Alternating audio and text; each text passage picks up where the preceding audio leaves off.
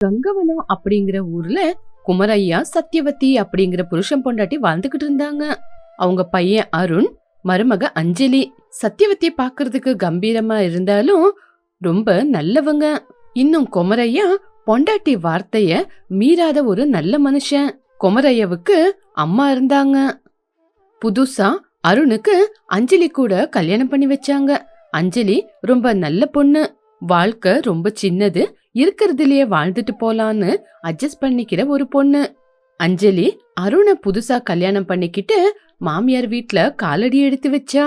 இந்த பக்கம் சத்யவதியோட கம்பீர குணம், அஞ்சலியோட நல்ல மனசு, ரெண்டு பேருக்குள்ள இந்த வாழ்க்கை எப்படி நடக்க போகுதுன்னு பார்க்கணும். கல்யாணமாயி வீட்டுக்கு வந்த முதல் நாள், இங்க பாருமா அஞ்சலி, என் பையனை கல்யாணம் பண்ணிக்கிட்டு முதல்ல என் வீட்டுக்கு நீ வந்திருக்க. இந்த வீடு உனக்கு புதுசா தான் இருக்கும். புது மருமகளா இந்த வீட்டு பொறுப்பை எல்லாத்தையும் எடுத்து நடத்துற ஒரு மருமகளா பொறுப்பா நீ இந்த வீட்ல வாழணும். முதல்ல எல்லாம் புதுசா தான் இருக்கும். கூச்சப்படாம எதுவா இருந்தாலும் என்ன கேட்டு தெரிஞ்சுக்கோ. சத்யவதி, இப்பதானே மருமக நம்ம வீட்டுக்கு வந்திருக்கா, அதுக்குள்ள பொறுப்புங்க அப்படின்னு அவ தலைமையில பாரத்தை உட்கார வைக்கணுமா? இங்க பாருங்க, நான் இந்த வீட்டுக்கு மருமகளா முத வரும்போது என்னோட மாமியாரும் எனக்கு இப்படிதாங்க சொல்லி கொடுத்தாங்க. நானும் என் மருமகளுக்கு சொல்லி கொடுக்கணும்ல. அம்மா அஞ்சலி, உனக்கு ஏதாவது கஷ்டமா இருந்தா என்கிட்ட சொல்லிருமா.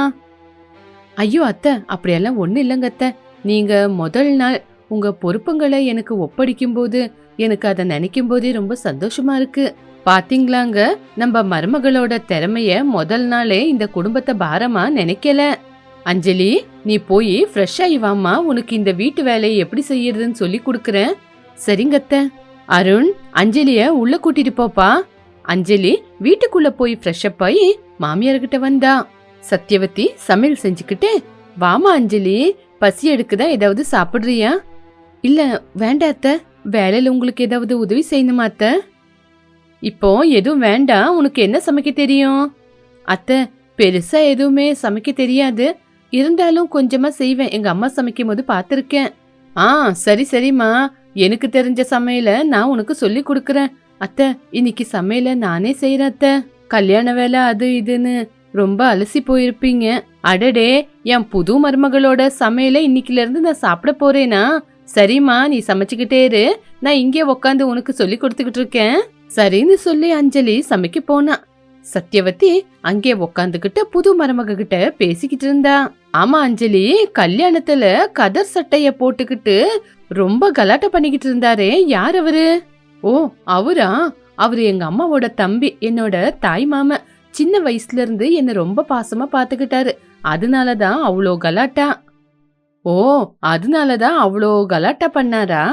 ஆமா அஞ்சலி, உன்னை பத்தி தெரிஞ்சுக்கணும்னு நினைக்கிறேன். நீ என்ன செய்வ?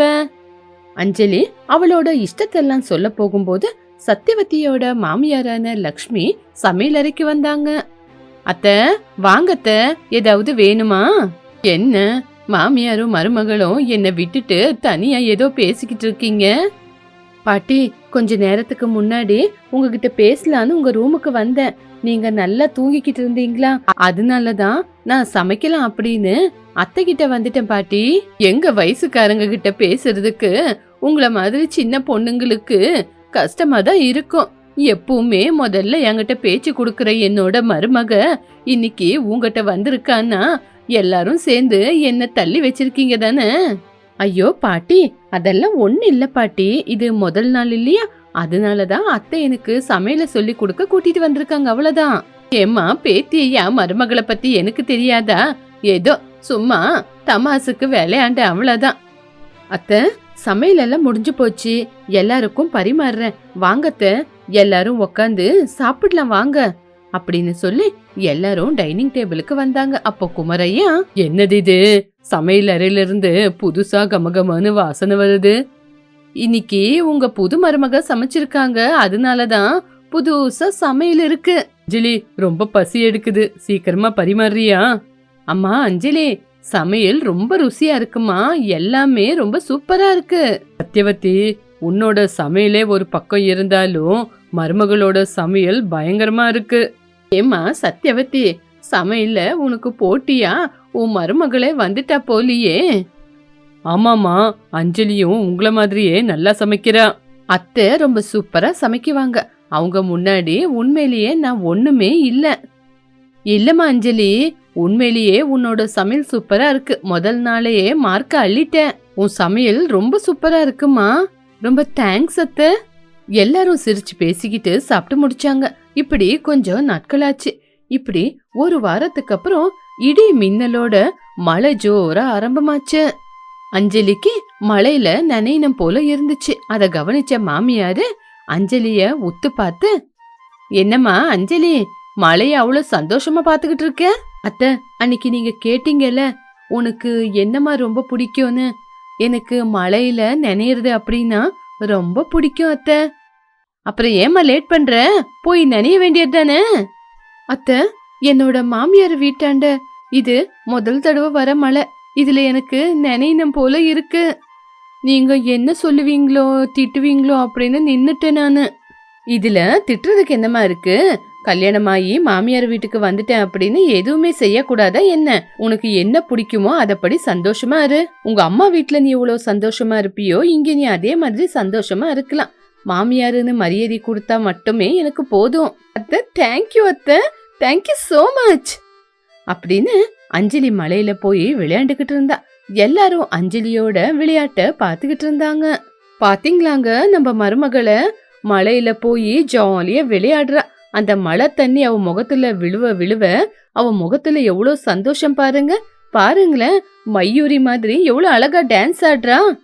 ஆமா ஆமா, நம்மளுக்கும் பொட்ட பொண்ணு இல்ல இல்லையா? அந்த பொட்ட பொண்ணோட கலாட்டாவை நம்ம மருமக முகத்துல தான் பாக்குறேன். அவளும் எல்லாத்தையும் மறந்துட்டு எப்படி டான்ஸ் பண்றா பாரு. நம்மளுக்குன்னு ஒரு மகன் இருக்கான். எப்ப பார்த்தாலும் படுத்து தூங்கிக்கிட்டே இருப்பான். இது நல்லா இருக்கு. அவ மழையில நினைஞ்சுக்கிட்டு டான்ஸ் ஆடினா என்ன ஏன் திட்டுறீங்க? ஏண்டா என் பேத்திய திட்டணும்? அவ மழையில சின்ன குழந்தை மாதிரி விளையாடுறத பாக்கும்போது சந்தோஷமா இருக்கு. ஏமா என் பேத்தி மழையில விளையாடுறதுக்கு என்னையும் கூட்டிக்க மாட்டியா? ஐயோ பாட்டி, அதுக்கு என்ன இருக்கு, நீங்களும் வாங்க.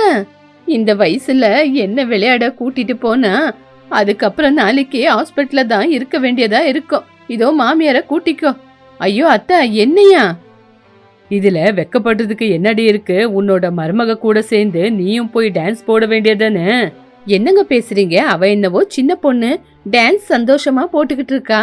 இதே நான் போய் டான்ஸ் போட்டேன்னு வச்சுக்கோங்க, என்ன பார்த்து என் டான்ஸ பார்த்து நீங்க எல்லாம் மயங்கிருவீங்க.